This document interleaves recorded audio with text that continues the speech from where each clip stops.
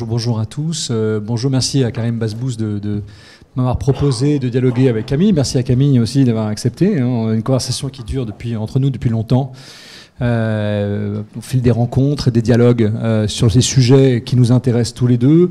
Les sujets sur la question de l'Europe, qui va être le sujet d'aujourd'hui évidemment, des identités, des cultures, des reconstructions, puis aussi des sujets autour des droits de la nature, qui sera aussi l'objet de notre discussion aujourd'hui.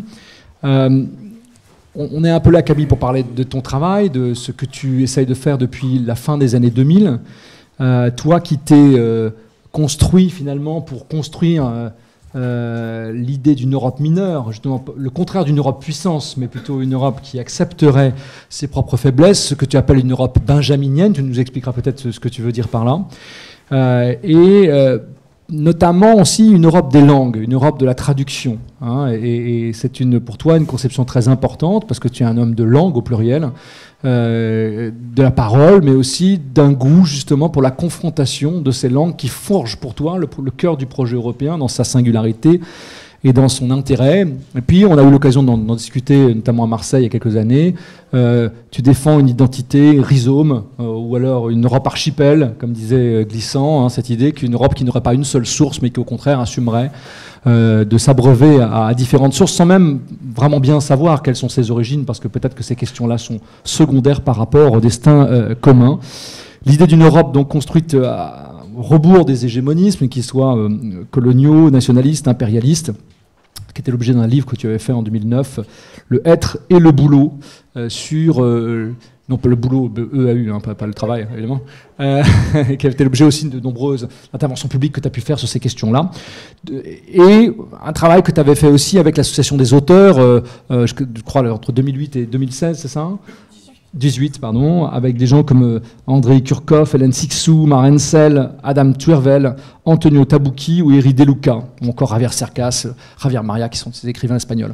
Alors, moi qui suis professeur de sciences politiques, je m'intéresse au pouvoir. Alors, c'est évidemment une question provocatrice que j'aimerais te poser, c'est-à-dire, est-ce que tu n'as pas l'impression que cette Europe que tu appelles de tes voeux, cette Europe dont tu rêves, qui génère peut-être chez toi d'ailleurs cette tristesse européenne, à l'heure de la guerre en Ukraine, à l'heure du réarmement, à l'heure de la puissance, à l'heure du retour des valeurs les plus matérialistes qui soient et des dominations européennes, est-ce que finalement ça ne bat pas complètement en brèche l'idée que tu défends depuis maintenant une quinzaine d'années, ou est-ce que ça ne rend pas plus utopique encore cette Europe mineure et benjaminienne dont tu nous parlais jusqu'à présent? Commençons peut-être là-dessus, et puis ensuite on verra où ça nous emmène. Ok, merci Vincent, merci d'être là. Merci à vos invitants, merci à Karim. Juste un mot, en fait, ça devait être une conférence. J'ai parlé à Karim dans les semaines à venir. J'ai de plus en plus besoin que les prises de parole se fassent de façon dialoguée. J'ai de plus en plus de mal avec les exercices, disons, d'autorité où on arrive et une parole comme ça qui jaillit de nulle part. Et ça a sans doute à voir avec une situation qui s'est un peu révélée au fil de ma vie, qui est une situation d'assez grande fragilité, dont un certain nombre de personnes sont au courant, mais qui est liée aussi à un état de corps, un état physiologique. Et j'ai constaté au fil des années que dans mes écrits, il y avait cette attention au fragile, à la fragilité, qui a pris effectivement aussi une tournure sur une pensée de l'écologie avec les droits de la nature et autres. Et c'est vrai qu'il y a un désarroi. Alors on a un peu préparé ce temps ensemble, on n'a qu'une demi-heure, donc ça va aller assez vite. Mais j'ai défendu, c'est vrai, depuis en fait l'élection de Jörg Haider au milieu des années 90 et les guerres en Yougoslavie, qui coïncident pour moi à la fin des études de sciences politiques et des études de lettres. J'ai vu le retour en fait du nationalisme en Europe très très vite après la chute du mur de Berlin. J'ai donc un peu médité sur ce qui était arrivé au moment du tournant de la chute du mur et sur la façon dont les nationalismes revenaient avec différentes formes de systèmes défensifs ou d'identité, de ce démon européen qui revenait. Et donc très tôt, j'ai formé ce réseau européen qui essayait de promouvoir une autre idée de l'Europe. Je ne sais pas quels échos ça aura pour vous dans des pratiques d'architecture, mais très clairement, il y avait une pensée de la fragilité et de la fragilité des liens aussi une pensée, donc tu as dit, Europe benjaminienne, Europe archipel, dans un dialogue que j'ai eu la chance d'avoir avec les différents tenants, différentes voix de la créolisation, qui le pensent, eux, depuis des terrains que tu connais bien, toi, Vincent, et on a cette conversation tous les deux, qui, eux, le pensent depuis des dimensions archipels, c'est-à-dire la fragilité des vies dans les îles. Aujourd'hui, alors que le niveau de la mer augmente, en fait, vers la fin de sa vie, Glissant disait très justement qu'on n'a pas la même perception de la fragilité de la vie et de la vie humaine dans la zone critique lorsque l'on habite sur une île qui va être engloutie et lorsqu'on habite dans un espace continental qui est lui-même adossé à des systèmes défensifs. Et donc il y avait dans la pensée de Glissant l'opposition entre la pensée des continents, qui souvent produit une pensée hégémonique, et des pensées archipéliques. Et j'ai essayé, moi, parallèlement, en fait, sans avoir d'abord lu Glissant, de voir l'Europe comme cet espace d'archipel, de fragilité, de lien. Alors c'était avec l'histoire juive européenne et les archipels juifs de la fin du 19e dans Herzl, c'était les archipels de langue, les archipels de minorités. Moi je vis en Allemagne, il y a beaucoup de différentes minorités qui d'ailleurs ne se sentent pas du tout adossés. Les Turcs allemands se voient dans un espace germanophone, mais n'arrivent pas du tout à accéder à une pensée de l'Europe qui les intégrerait, en fait. C'est déjà une question de savoir s'ils sont intégrés en Allemagne. Donc, en fait, toute cette dimension de l'Europe archipel, fragile, adossée d'ailleurs à ce que Kafka disait de la littérature mineure, Kafka, pragois, qui a dû utiliser la langue du maître, c'est-à-dire la langue allemande, la grande langue, la langue de la maîtrise des codes, et qui malgré tout exprimait la plus grande fragilité, voire le dénuement de l'existence, en fait. Et c'est comme si effectivement on échouait en permanence à faire de cette fragilité un programme. Et là, c'est vrai, voilà, j'en finis là-dessus, c'est qu'on est heurté très violemment par une guerre, et je vois partout, notamment, c'est un choc dans l'histoire allemande, c'est le réarmement. C'est-à-dire le fait que c'était un tabou depuis 1945, que l'Allemagne s'est construite et adossée à, disons, une conception kantienne de la paix perpétuelle, avec un renoncement total, définitif aux outils de la puissance, et qu'en fait, l'hégémonie et la violence du régime russe fait que partout, à grande vitesse, reviennent les grands discours de l'hégémonie, c'est-à-dire il faut défendre une Europe forteresse, et ça va d'ailleurs avec le renfermement qu'on avait vu au moment de Frontex, de Schengen, etc. C'est-à-dire on est retour au château fort, quoi. Et donc oui, j'ai un désarroi, mais en même temps un désarroi que j'ai longuement travaillé, c'est-à-dire être du côté de la défaite me plaît plutôt. Être de celles et ceux qui auront porté des idées défaites est d'une certaine façon quelque chose qui convient assez bien à ma situation. Et c'est ce que j'avais un peu discuté avec toi quand je disais, moi, ce qui me va, c'est de produire des archives à venir pour le jour où des gens en auront besoin. Une fois qu'ils auront de nouveau fait les erreurs de l'hégémonie, parce qu'il le faut à certains moments, peut-être qu'ils auront à ce moment-là de nouveau besoin aussi d'une archive qui aura été écrite pendant des années noires pour dire, tiens, quelles étaient celles et ceux qui étaient les voix de ces fragilités du... Voilà. Donc on en est là, en fait.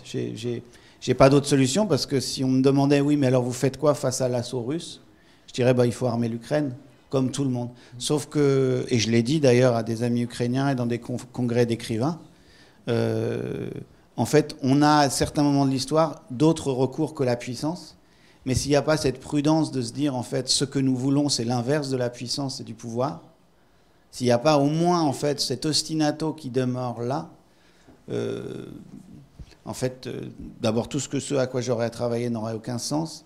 Et accessoirement, je pense que c'est vraiment l'erreur des erreurs répétée, en fait, éternellement. Parce que la crise de la Terre, qui m'occupe beaucoup ces temps-ci, c'est une crise de l'hégémonie des humains sur le reste des formes de vie. Après, il y a deux natures de la puissance. C'est-à-dire que tu as une puissance qui est invasive, une puissance qui veut toujours augmenter son Lebensraum, et puis il y a une puissance qui protège. On pourrait te rétorquer que l'Europe puissance qui est en train de se mettre en place pour réarmer l'Ukraine, par exemple, cette Europe-là, elle est sortie du nanisme politique et diplomatique qui a été son lot depuis maintenant quasiment un demi-siècle, pour affirmer justement un régime démocratique qui n'est pas si éloigné de la défense des fragilités dont tu parles dans ton travail, c'est-à-dire aussi que lorsque Ursula von der Leyen, la présidente de la Commission européenne, décide d'envoyer des moyens pour aider l'Ukraine, pour parler de cet exemple, mais derrière ça, il y a aussi une certaine conception de ce que doit être l'Europe qui s'exprime et qui n'est pas si éloignée, qui n'est pas totalement incompatible avec ce que tu défends. Si ? Parce qu'elle le fait au nom de systèmes politiques qui font une place aux minorités, qui font une place aux traductions, qui font une place à la différence, à l'inclusion. En fait, l'expérience que j'ai eue tout au long des années où on travaillait à la Société européenne des auteurs avec différents intellectuels et artistes à travers l'Europe, c'est qu'il y avait un malentendu toujours complet entre ces fragilités, ces rhizomes, ces archipels dont on leur parlait. Je pourrais prendre plusieurs exemples lorsque j'allais à la commission pour expliquer qu'il faudrait prendre en considération les langues des diasporas dans les langues de l'Union européenne. Ils me regardaient avec des yeux, mais vraiment, là aussi, vraiment d'incompréhension, fait comme si vraiment un fossé absolu nous séparait. C'est-à-dire que les seules langues officielles de l'Union européenne sont les langues des nations. Donc, en fait, c'était multiplié au carré chaque fois qu'il y avait une discussion sur les conceptions de l'Europe. C'était ça, en fait. Et lorsque l'on pense, par exemple, à des grandes questions sur les ressources énergétiques, l'espace européen, à une époque où ça se tend autour des ressources énergétiques, ce qu'ils vont faire, c'est qu'ils vont sécuriser, en fait, les approvisionnements, en fait. Donc, dès lors qu'on défend des systèmes fragiles à l'intérieur, ça se fait toujours au détriment d'autres formes de vie. L'image qui me venait en t'écoutant, c'est les digues le long des rivières, parce que j'ai beaucoup travaillé sur les rivières, en fait. On va protéger des vies humaines, et donc on va créer, en fait, on va bétoniser les bords de la rivière. Donc, en fait, quand on protège de la fragilité, en fait, on se protège de quelque chose, en fait. Et donc, ça produit des systèmes défensifs. En fait, désarmer, ça implique, en fait, mais ça ne peut pas se faire d'un point de vue politique. C'est pour ça que c'est intéressant, en fait, d'un point de vue de politiste. C'est pour ça que c'est une réserve éthique, c'est une prudence du politique, qui n'est sans doute, enfin, qui est très souvent oubliée par le politique, qui cherche le pouvoir, la puissance. Mais mon rôle, en tant que tenant de cette vie fragile, c'est de rappeler toujours que le politique va l'oublier, en fait, et qu'il ne sait produire que des systèmes défensifs. C'est la même chose sur les systèmes de sécurité sociale. On protège des habitants d'un territoire. Et là, on le voit très bien, c'est là où ça se tend en termes politiques. Tu en sais quelque chose sur l'échiquier politique, c'est qui a accès ? Qui a accès aux droits sociaux ? Et là, après, ça se met à couper. Et moi, j'en sais quelque chose, parce que je suis aussi juriste. Le droit, c'est ce qui coupe. Donc, si vous entrez dans le droit, c'est qu'effectivement, vous êtes protégé par le droit. Si vous êtes tenu en dehors du droit, alors vous êtes renvoyé à la vie nue. Et donc, oui, elle peut, elle, tenir la discussion politique de dire, nous, on va défendre l'Europe. Et nous autres qui avons les papiers, les citoyennetés qui va bien, on sera heureux de ça.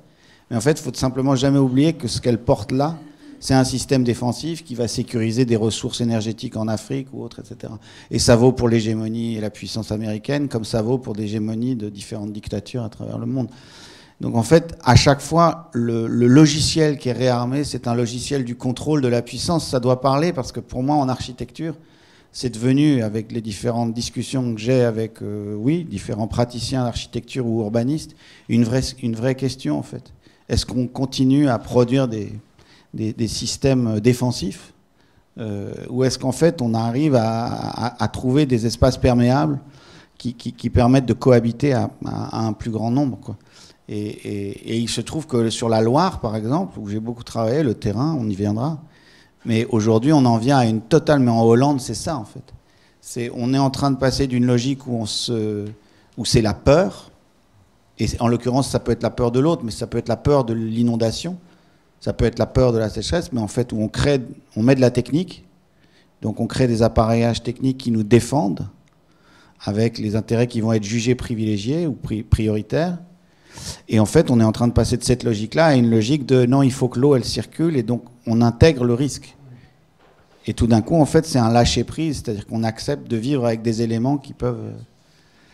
Donc c'est à l'œuvre, quoi. Ça a lieu, mais ça a lieu à un niveau mineur, très, très mineur. On va venir à la deuxième question tout à l'heure, mais j'aimerais... La deuxième question étant, le deuxième travail que tu as fait et que tu entreprends depuis longtemps, qui est la question des droits de la nature, qui est lié aussi à, j'allais dire, presque une Europe de la déconstruction, peut-être on pourrait dire ça comme ça, on en parlera tout à l'heure devant des architectes, en plus c'est intéressant d'avoir votre retour.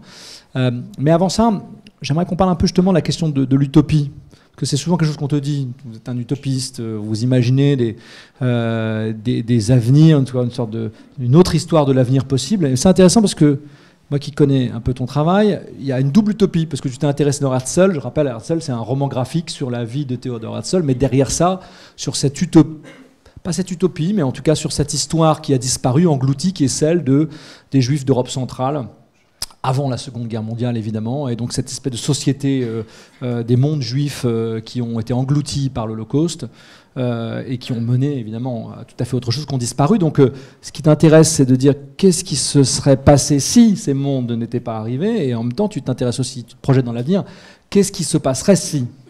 En fait, à chaque fois, c'est ça la question. Qu'est-ce qui se passerait si? C'est ça l'idée de l'Uchronie ou de l'utopie. Hein, et quelle place ça joue, enfin, quel type de scénario ou d'imaginaire tu as essayé de colporter sur l'Europe, justement, puisque c'est le sujet de notre conversation de départ.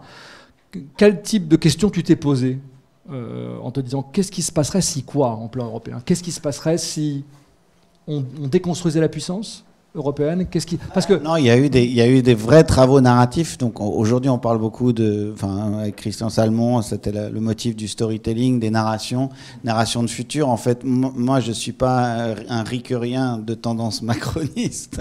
Je suis un riquerien, disons, qui en tout cas retient de Ricoeur cette leçon que quand on agit sur le présent ou pour le présent et l'avenir, en fait, il faut agir sur les trois dimensions du temps.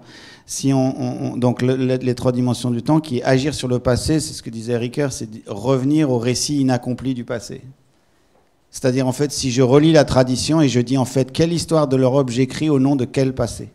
Donc ça, c'est exactement l'exemple que tu donnais sur les communautés juives d'Europe qui ont été décimées. C'est que c'était des communautés juives qui étaient... Non, mais c'est pas grave. On fait avec les éléments.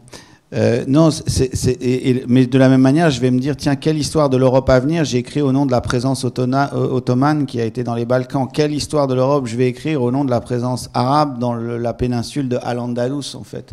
Quelle histoire de l'Europe j'écris au nom de ce qui reste spectralement de la présence arabe et juive dans le roman de Don Quichotte? En fait, donc, on agit sur le passé. Il y a une réflexion avec des camarades historiens, en fait, sur les possibles inaccomplis du passé. Qu'est-ce qui était possible dans le passé qui n'a pas été accompli? Le point commun que tu as, je le dis pour ceux qui ne connaissent pas, et les amitiés, les dialogues que tu entretiens avec Patrick Boucheron, avec les gens d'Histoire mondiale de la France. C'est ça. Et donc, en fait, moi, les historiens qui m'intéressent, c'est exactement, c'est celles et ceux qui vont repuiser dans la tradition. Mais on fait ça dans l'exégèse juive, c'est pareil, en fait. C'est qu'est-ce que le texte d'origine, qu'est-ce qu'on a encore à découvrir? Donc ça, c'est le passé. Sur le présent, c'est desserrer des étaux de celles et ceux qui nous disent c'est le réel. Voilà quels sont les réels. Mettons, voilà quelles sont les règles de construction. En fait, c'est comment est-ce que j'arrive à desserrer l'étau du présent. Quant aux histoires à venir, c'est quasi effectivement des scripts alternatifs. En disant, en fait, et l'exemple que je te donnais juste avant de venir là, de parler, c'était quand on pense aux résistants sous l'occupation, qui était en train d'écrire le programme du Conseil national de la résistance. C'est quand même des paris et des scripts, enfin c'est quand même une activité d'espérance et d'espoir qui anticipe la fin des années noires et de la très très grande obscurité humaine et qui pense la refondation du monde après la catastrophe, en fait. De la même manière que quand je discutais avec un anthropologue qui est Philippe Descola sur la question des droits de la nature, il avait raison, et je trouve qu'il a raison de dire, il n'y a pas 1789 s'il n'y a pas le travail de fond des philosophes des Lumières qui charbonnent dans les soutes de l'histoire avec des récits très mineurs, de telle manière qu'au jour où il y a une sorte de catastrophe ou un événement historique de type 1789, qui était là plutôt une catastrophe heureuse avec ses drames évidemment, en fait, les gens sont armés de ressources, c'est-à-dire ils regardent vers l'arrière et ils disent quelles sont les pensées dont nous disposons aujourd'hui qui vont nous permettre de penser le moment historique dans lequel ils sont en 1789, avec des idées de liberté, d'égalité, etc. Et sur la question anthropocène, c'est la même chose. Toutes celles et ceux qui aujourd'hui écrivent sur la révolution des sensibilités qui est à l'œuvre pour repenser nos liens avec le monde vivant et le monde non vivant, le monde biotique, abiotique. C'est pareil, c'est le jour où vraiment la maturité politique sera là pour une profonde métamorphose, alors tout est là. Alors on en vient justement à ce deuxième temps de la réflexion, puisque le temps court. C'est tout le travail que tu as fait avec le Parlement de Loire sur la question des droits de la nature. Et là, c'est intéressant, des droits de la nature par rapport aux droits humains. Et c'est là où, encore une fois, tu essayes de déconstruire, en tout cas, des schémas originels de l'idée d'une suprématie humaine dans l'usage des ressources naturelles. Et tu essaies de la penser en compatibilité, peut-être, avec le système que nous connaissons. Je ne dirais pas de marchandisation, parce que ce n'est pas ça, mais qu'en gros, chaque travail a un coût, pour le dire comme ça. Le travail des êtres humains, lui, est pris en charge par une série de coûts, mais qui paye la nature? Et donc, tu as beaucoup réfléchi à la question du travail du vivant. Et peut-être tu peux nous dire un mot sur cette question-là. On t'anticipe un petit peu, parce qu'effectivement, là, c'est un nouveau cycle auquel tu fais référence, de réflexion qui va avoir lieu à Nantes, d'un projet qui s'appelle l'International des rivières et autres éléments de la nature. Et ça va nous occuper 3 ans, pour essayer de repenser les fondements, disons, de l'économie politique dans laquelle nous vivons, qui, c'est vrai, une économie politique restreinte, où on a considéré que les entités travailleuses, c'était des entités humaines. Alors que dans l'Anthropocène, en fait, et on ne cesse de le dire, les scientifiques du GIEC ne cessent de le répéter, c'est qu'en fait, s'il n'y avait pas, pendant des milliards d'années, depuis l'origine et l'émergence de la vie, en fait, un travail biotique et abiotique, le travail des roches, le travail des atmosphériques, le travail de la photosynthèse, le travail en fait d'une production qui permet toutes les conditions d'homéostasie, c'est-à-dire d'habitabilité de la Terre. Si on n'avait pas tout ça, toutes ces entités non humaines qui bossent, et qui bossent inlassablement, et de manière incommensurable et au-delà de toute comptabilité restreinte, si on n'avait pas tout ça, il n'y a plus. Donc la refonte qui est inaugurée par ce projet, c'est une refonte assez profonde, tectonique de l'économie politique, qui est dire en fait on a oublié un élément, c'est ce travail incommensurable qui a été très très doué pendant des milliards d'années pour produire de la vie. Ce qu'ont très bien fait les non-humains pendant des milliards d'années, c'est qu'ils ont produit des conditions pour la vie et ils ont produit de la vie. Et nous, les humains, on a été très très très doués pour produire des conditions favorables aux humains, franchement avec des améliorations techniques extraordinaires.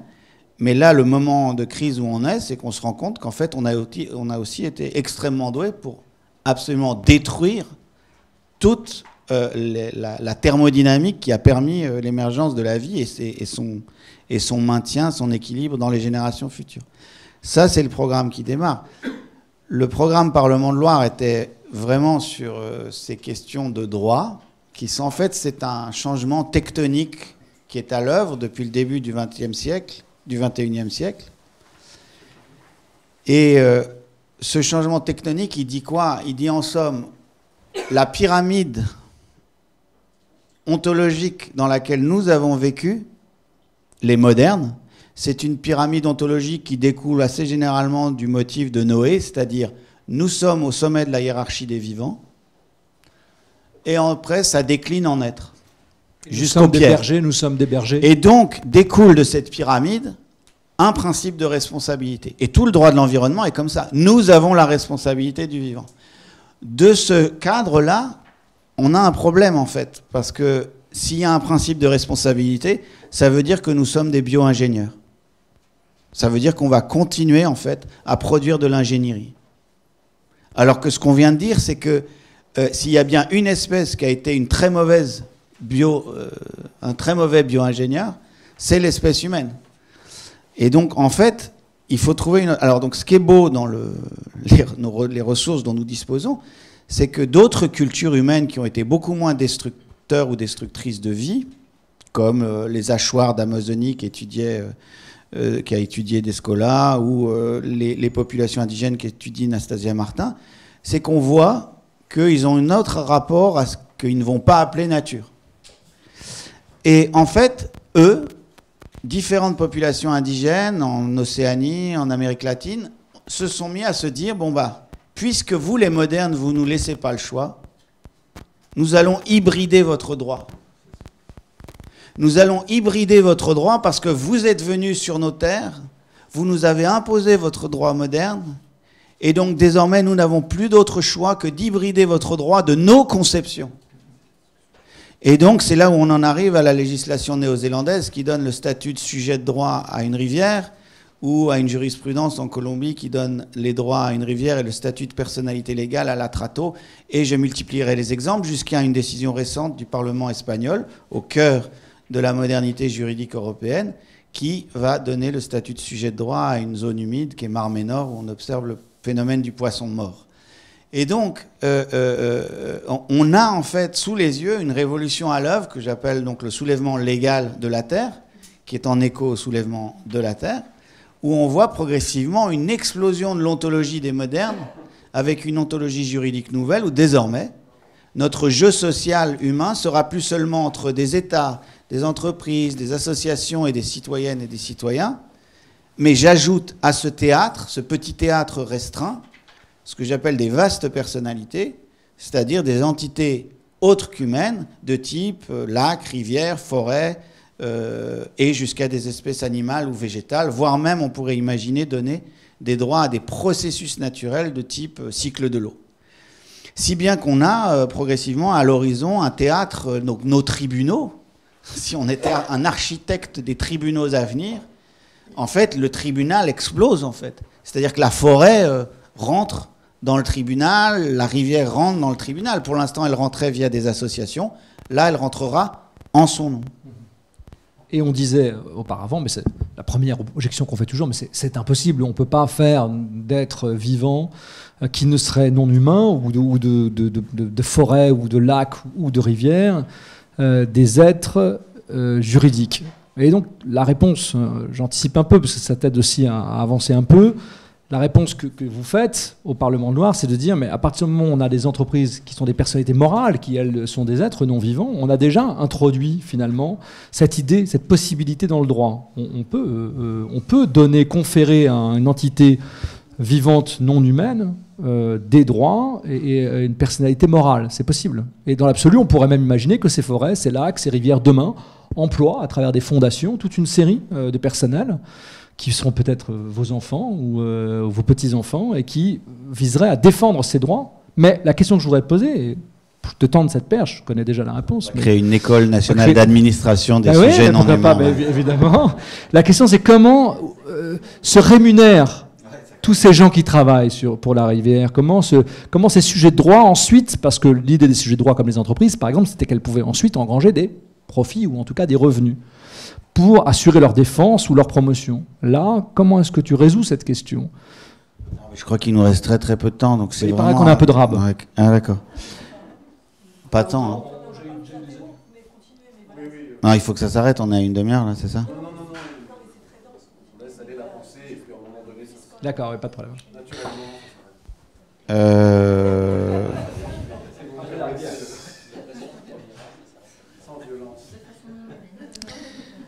Non, mais les fictions juridiques, c'est une des premières choses qu'on apprend dans les études de droit. C'est que nous sommes en fait des charpentiers ou des architectes de l'écriture de l'habitation. Donc, en fait, comment est-ce qu'on écrit l'habitation au XIXe siècle ? À un moment donné, les juristes se sont demandé comment est-ce que je protège les sujets humains des faillites.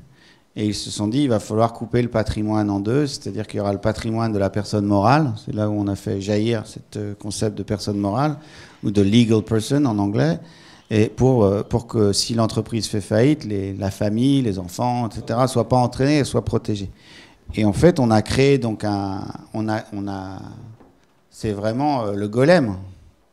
En fait, une fois qu'on insuffle une vie juridique dans une entité quelle qu'elle soit, elle prend son autonomie. C'est vraiment Pinocchio, quoi. Et donc, en fait, toute l'histoire de l'accélération du capitalisme au XXe siècle peut presque être ramenée à cette décision. C'est-à-dire qu'en fait, à partir du moment où moi, je suis une personne juridique qui représente des quantités d'argent ou du capital, moi, mon objectif, ça va être de renforcer mes gains, donc d'accumuler des droits. Donc, tout le droit des marques, le droit, etc., en fait, la montée en puissance de ces sujets juridiques non humains, que sont des entreprises, qui à la fin sont des quantités d'argent.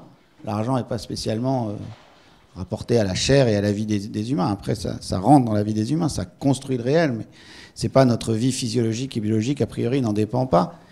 Et on a vécu comme chasseur-cueilleur pendant un certain nombre d'années sans avoir besoin de cette fiction. Donc, on a introduit un certain nombre de fictions. Ça a produit des méta-sujets. Moi, quand je le décris à mes enfants, je dis en fait, c'est des transformers. Donc, ça fait comme ça. Et ça prend des portions du monde parce que le droit de la propriété est le cœur du droit moderne. Et donc, ça acquiert des portions du monde. Donc, c'est-à-dire, ce champ est à moi. Ça, je l'achète parce que j'ai besoin de ressources énergétiques. Là, je vais employer des gens qui vont m'être soumis. Et donc, il y a des méga sujets non humains ou de vastes personnalités non humaines qui ont, là, aujourd'hui, le contrôle du temps, des agendas, de la technique, etc., des ressources, etc. Et ce que je viens de dire pour les entreprises vaut aussi pour les États. Alors là, c'est plus vieux, c'est aussi vieux que le bassin mésopotamien. Mais en tout cas, voilà, il y a des super structures étatiques, en fait, qui, après s'être revendiquées du droit divin, sont revendiquées d'autres formes de légitimité. Ça a été après des droits dynastiques, des droits... Voilà, et puis c'est devenu un droit des peuples à disposer d'eux-mêmes, et c'est devenu des nations, peu importe. Mais enfin, les États sont des méga sujets qui ont parfois un côté humain, parfois un côté très inhumain. Quand ils revendiquent le monopole de l'usage légitime de la violence, c'est souvent cette partie inhumaine ou ahumaine qui ressort.